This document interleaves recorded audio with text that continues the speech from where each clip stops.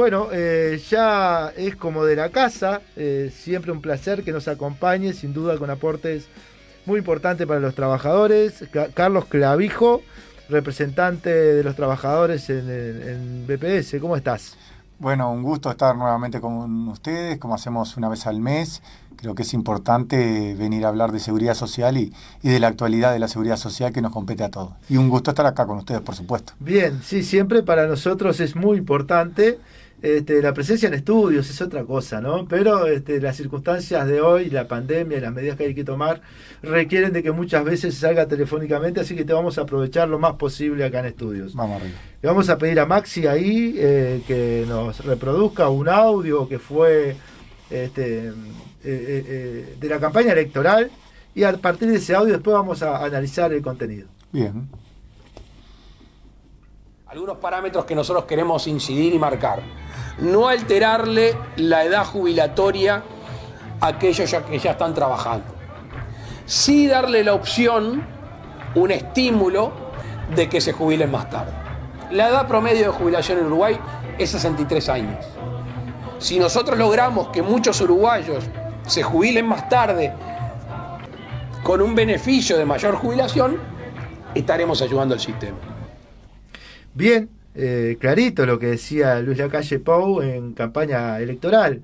¿Cuál es la situación que tenemos hoy respecto de esa perspectiva que se planteaba ahí y lo que ha venido sucediendo a partir de definiciones políticas, ¿no? Sí, exactamente. Nosotros como trabajadores queremos preguntarle a Lacalle Pou si va a cumplir con las promesas de campaña electoral, ya que varios actores de la comisión de expertos, principalmente Saldain, que es de su partido y es el presidente de la comisión de expertos, dice a cada rato y en los medios de comunicación que va a aumentar la edad de retiro o que se debería aumentar la edad de retiro a los 65 o 67 años. Por supuesto, la edad de retiro del BPS, hablan siempre del BPS, no de los otros dos sistemas. Pero como el presidente, quien hoy es presidente, cuando era en la campaña electoral, él dice que no le va a aumentar la edad de retiro a los que ya estamos trabajando, sino a las futuras generaciones que empiezan a trabajar. Uh-huh. ¿Por qué? Porque ya es como que tuvieran un contrato de vida al entrar en un sistema viejo en el cual se jubilan a los 60 años. El sistema actual... No se cambiar las reglas de juego, digamos. Exactamente, no se podrían cambiar las reglas de juego en el medio del camino. Eso es lo que dice Lacalle Pou, que nosotros estamos de acuerdo en ese sentido. Uh-huh. Porque aparte habla de algo fundamental que nosotros lo tenemos en la propuesta, que es no hay que aumentar la edad de retiro, sino incentivar a que la gente se jubile más tarde. ¿Por qué? Porque va a recibir una mejor jubilación. Y eso sería importantísimo. Ahora, por lo que escuchamos en los medios de comunicación, el presidente se olvidó de lo que dijo en la campaña electoral o no quiere salir a hablar porque sus mismos compañeros de partido están diciendo otra cosa contraria a las promesas electorales que hizo él. ¿Qué Me cambió? parece que es muy grave. Ahí? ¿Qué cambió? Y puede haber cambiado. Discurso, digo, ¿no? Puede haber cambiado, yo no quiero pensarlo así, pero puede cambiar de que él dijo esto porque quería ser presidente. Ahora es presidente y no lo va a cumplir. Puede ser, porque el contexto es el mismo. Entonces, si el contexto es el mismo que teníamos hace un año y pico, y se sabía cómo es el tema de seguridad social, cuánto es la asistencia financiera, pero se sabe de todos los sistemas, no solo del BPS. Y ahí están hablando solo del BPS, porque hay otras cajas que son con mucha más inequidad que el BPS. Por ejemplo, y sin embargo no se habla mucho de la caja militar. Ajá. Yo te voy a hacer claros ejemplos, lo decía el presidente en el audio. El promedio jubilatorio en el BPS son 63 años, más o menos. En la caja militar, según el documento salido o elaborado por la comisión de expertos, es de 47 años con 6 meses el promedio de la caja militar. Uh-huh. Ahí hay una inequidad, 15 años de diferencia de promedio entre el BPS con la caja militar, ahí sí hay una inequidad. De eso no se habla, se sigue hablando del BPS que hay que aumentar la edad de retiro. Sin embargo, de la caja militar tampoco se habla efusivamente como se habla del BPS. O tampoco se dice que, por ejemplo, la tasa de reemplazo se calcula a través de un porcentaje de los últimos los mejores 20 años, en el caso del BPS, para calcular el salario jubilatorio, y a eso se le introduce la tasa de reemplazo, que es lo que termina siendo el porcentaje que vas a cobrar de jubilación de ese cálculo tan grande que se hace. Bueno, el promedio en el Banco de Previsión Social es de 53 años con 7.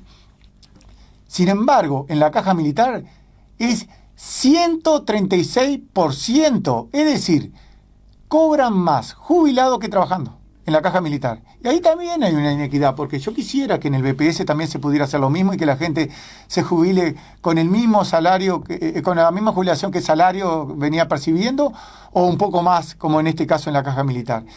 Entonces ahí nosotros vemos que está muy sesgada la discusión, y por eso la preocupación y saber si el presidente va a sostener lo que propuso en la campaña electoral. Recordémosle a la gente cuáles son las otras cajas previsionales que existen, porque vos mencionás, bueno, solo el BPS, existe la Caja Militar. ¿Cuáles otras cajas habría que revisar?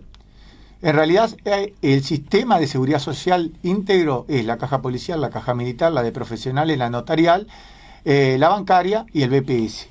En el caso de la bancaria, ya se hizo un proceso de reforma en el 2008 donde va a tener superávit, va a ser superavitaria. Por lo tanto, no habría que generar una reforma. La Caja Policial tiene un déficit o una asistencia financiera bastante grande del Estado, que tampoco se habla, pero capaz que no hay que hacer una gran reforma, sí unas pequeñas reformas. Después la Caja Notarial, que ya hay una reforma, está en el Parlamento, y la Caja de Profesionales, que también tuvo un proceso de reforma que habría que revisar. Igual, el sistema de seguridad social, como es tan dinámico, porque va en relación a la calidad de vida, al mercado de trabajo, a la informalidad, a todo lo que es el mercado de trabajo vinculado, pero aparte a cuánto vivimos, se deberían de revisar cada 5 años, generar un diálogo social cada 5 años, hacerle una revisación. ¿Para qué?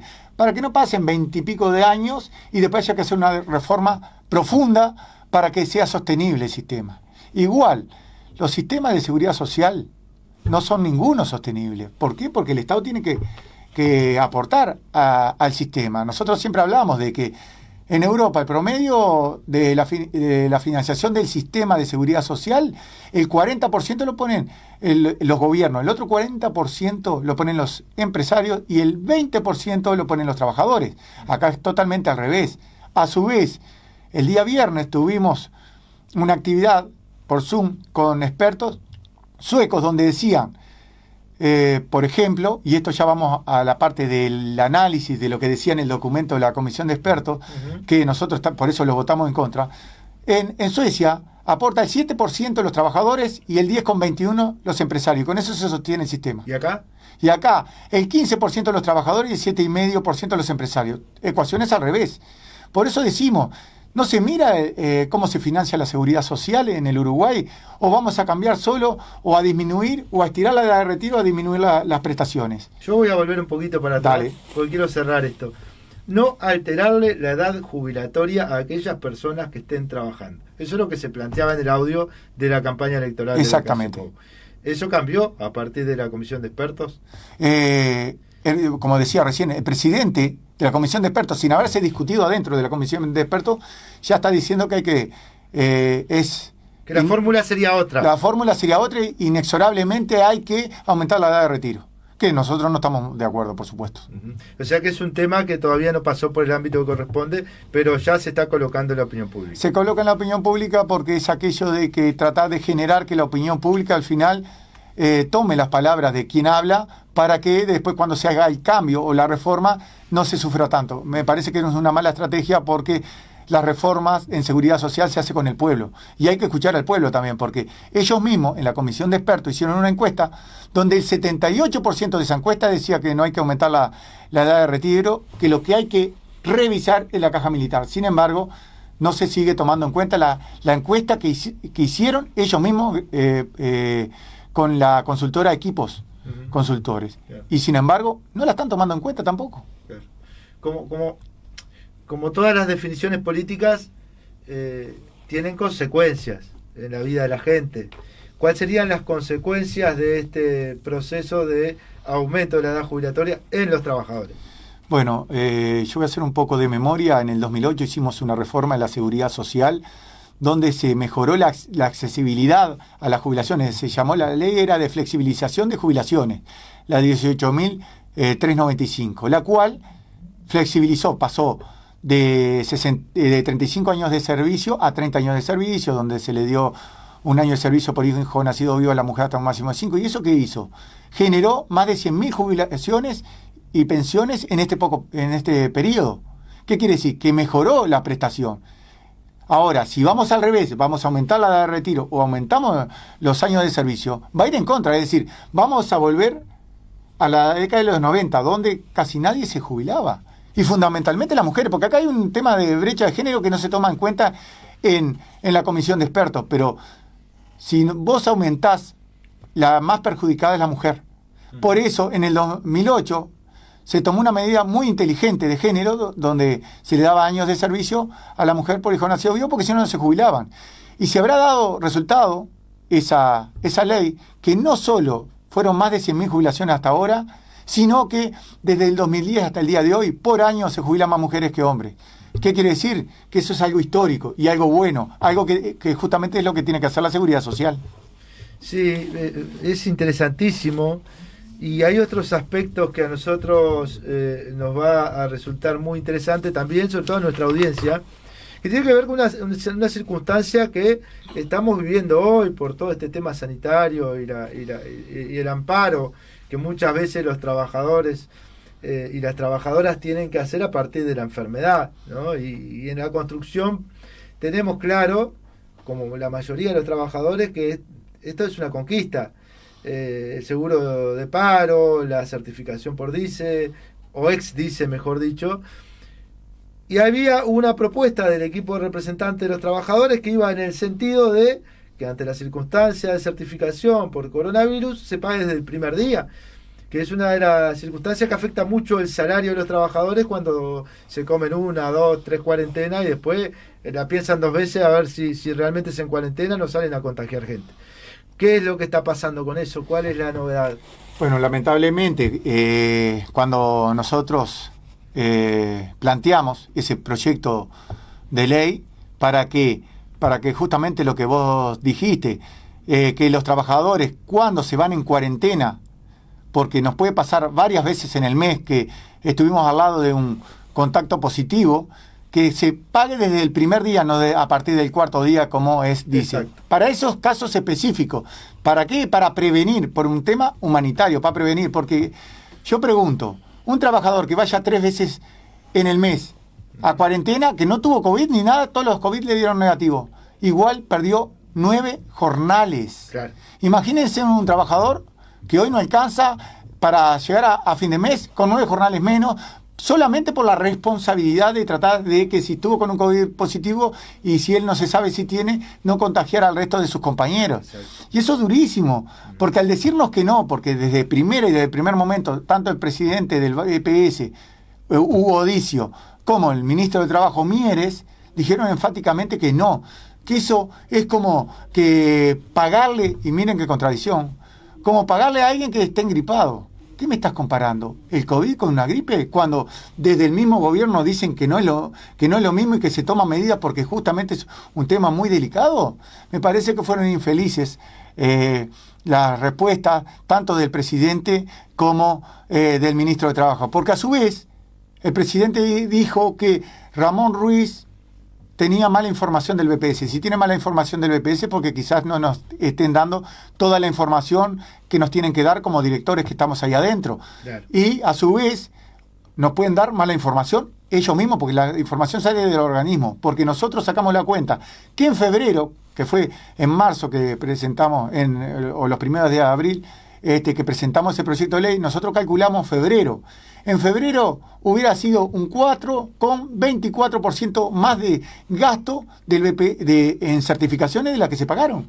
No es nada, es muy poco para todo lo que protege y para tomarlo como una medida sanitaria también. O sea que ese tema está difícil de que se pueda resolver, a pesar de los esfuerzos del equipo de representación de los trabajadores. Sí, totalmente. Es más, como son iniciativas del Poder Ejecutivo, tienen que ser porque todo lo de seguridad social tiene que ser iniciativa privativa del Poder Ejecutivo para que vaya al Parlamento, para que se vote. Por lo tanto, nosotros lo tenemos que enviar al Poder Ejecutivo, y si los miembros del Poder Ejecutivo nos dicen que no, sí, lamentablemente fracasamos con total éxito, y creo que en esa campaña tendría que haber estado toda la sociedad empujando para que saliese, porque a cualquiera nos puede pasar que tengamos que faltar 2 o 3 veces al mes por un tema de cuarentena, y esto no va a ser ahora.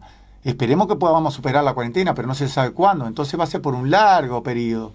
Por eso sería importantísima esta ley. A estar atentos, trabajadores, trabajadoras y su familia, porque este tema es un tema fundamental en los tiempos que corren, y donde nos piden, por favor, que seamos honestos, que cuidemos nuestra salud, la salud de quienes nos rodean, pero evidentemente cuando se plantean alternativas que permitan que la gente pueda cuidarse y a su vez que pueda parar la olla, hay negativas políticas que complican las cosas. Nosotros no tenemos duda, y se ha hablado pila de veces acá por parte tuyo, por parte de Ramón, y se ha explicado por qué la importancia de nuestra seguridad social, que es un ejemplo en el mundo. Tenemos hoy una situación de amparo de muchísimas y muchísimos trabajadores desde hace mucho tiempo. Y bueno, la pregunta también es esa, ¿no? ¿Qué datos tenemos acerca de, desde el principio de la pandemia, si querés, hasta hoy?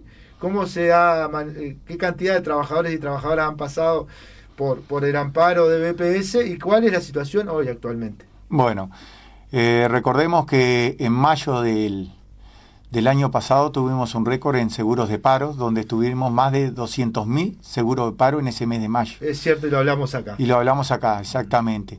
Bueno, de ahí hemos venido bajando la cantidad de seguros de paro, que no quiere decir que se esté rehabilitando la economía ni las industrias. Puede ser que esté dentro de esos 180.000 desocupados, más de 180.000 desocupados que hay hoy en día. Que se les terminó el seguro. Les terminó el seguro, lo despidieron. Sí. No es que haya seguido trabajando esa empresa, es decir, que los vuelve a retomar, porque si comparamos aquellos 200.000 con los 75.000, casi 76.000 que tenemos hoy en el seguro paro, 75.973 personas en el seguro paro en el mes de abril, decimos, bueno, se está rehabilitando la economía, empezamos a funcionar nuevamente. No, eso no quiere decir. Eso se traspasaron muchos al despido. Muchos están sin trabajo. Y una clara demostración son los 250.000 trabajadores y trabajadoras que se anotaron por el Jornal Solidario que salió ahora. Son 15.000. Sí. Y ahí rompe un mito que realmente la gente no quiere trabajar y somos unos vagos. Para 15.000 puestos de trabajo se anotaron más de 250.000. Y en el primer día se habían anotado más de 150.000. Sí. Por lo tanto, es claro que la gente quiere trabajar. No el concepto que tienen algunos otros que dicen que somos unos vagos, que no queremos trabajar. No queremos que nos sostenga el Estado por el resto de nuestra vida. Queremos trabajar. El tema es que haya empleo, y empleo de calidad. Esta muestra es muy clara, esta muestra de lo que sucedió en estos días. Bien, ¿y qué datos tenemos, por ejemplo, de las empresas evasoras? Y además de esa consulta que te hago, estas medidas que se están implementando, ¿favorecen, digamos, la desregulación o eso es un mito?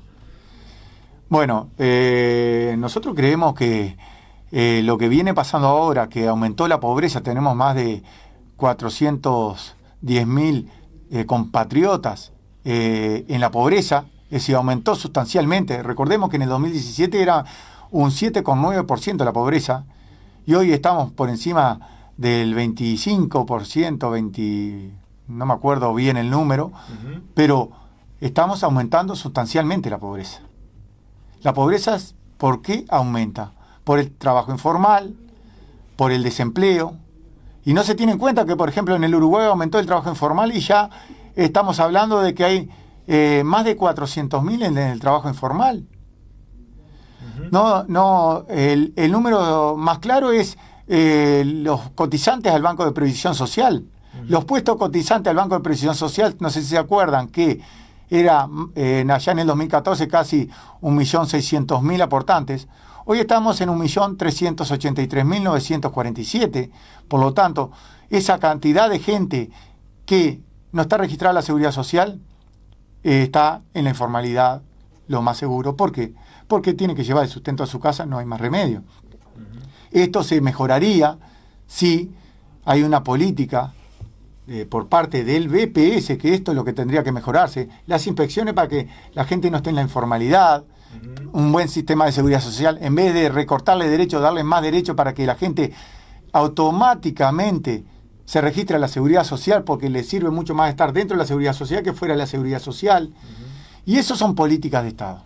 Y eso sería lo que se tendría que discutir en la comisión de expertos, que realmente no se está discutiendo. A la alta y no a la baja. A la alta y no a la baja. Y se tendría que estar discutiendo el mercado de trabajo. Porque en esta actividad que tuvimos con los suecos era muy claro. El desempleo en Suecia es muy poco y nada. Y los salarios en Suecia son... El salario mínimo en Suecia es más del doble, más del triple, perdón, del salario mínimo nacional de Uruguay. ¿Qué quiere decir? Que si no tenemos en cuenta el mercado de trabajo y el salario mínimo, lo que nos va a suceder es que cuando se jubile la gente, se va a jubilar con muy poca plata. Te voy a seguir tirando números. Personas que ganan menos de 30.000 pesos en el Uruguay. 801.000 casi. 801.000 personas que ganan menos de 30.000 pesos. Y que ganan menos de 20.000 pesos. Una miseria, ¿no? Y estamos hablando nominales, no líquidos, nominales. 430.000. Con esos salarios, ¿qué jubilaciones van a tener en el futuro? Muy poca. Es decir, hay que tener en cuenta en los sistemas de seguridad social el mercado de trabajo y los consejos de salario. Cuanto más mejoran los salarios, más aporte tenés a la seguridad social, más se fortalece el sistema y mejores jubilados para el futuro. Y menos pobres, por supuesto. Y esta herramienta que se llama seguridad social es importantísimo para disminuir la pobreza y la indigencia. Ojalá que en algún momento en la comisión de expertos se empiece a discutir más por la persona y por la sociedad que por la plata que, como dicen ellos, se gasta. No es un gasto, es una inversión en el pueblo y el Estado es garante de tener a su población, a todas las personas en su territorio cubiertas. Bueno. Y por lo tanto creemos que es por ese lado. Se está discutiendo al revés. Se está discutiendo por los egresos y no por los ingresos. La comisión de expertos, y eso nos preocupa y mucho. Bien, cada vez que nos ponemos a hablar nos quedan más incógnitas de que cuando arrancamos. Y nos quedaron ahí muchos datos para compartir, pero lo que no nos da el tiempo. Bueno. Así que, Carlos, te agradecemos muchísimo por haber venido. Vamos a hablar en la próxima vez que vengan, que va a ser dentro de poco. Vamos a hablar de las elecciones de BPS que se vienen en pocos meses también. Y queremos también después, en el próximo programa que estén los compañeros del equipo de representantes de los trabajadores, poner a punto algunos números más, que es importante para graficar la realidad que tenemos. Así que, Carlos Clavijo, integrante del equipo de representantes de los trabajadores en BPS, muchas gracias como siempre por compartir con nosotros y con nuestra audiencia este espacio. Por favor, muchas gracias a ustedes y para nosotros es un gusto venir a compartir con ustedes lo de seguridad social y con la audiencia.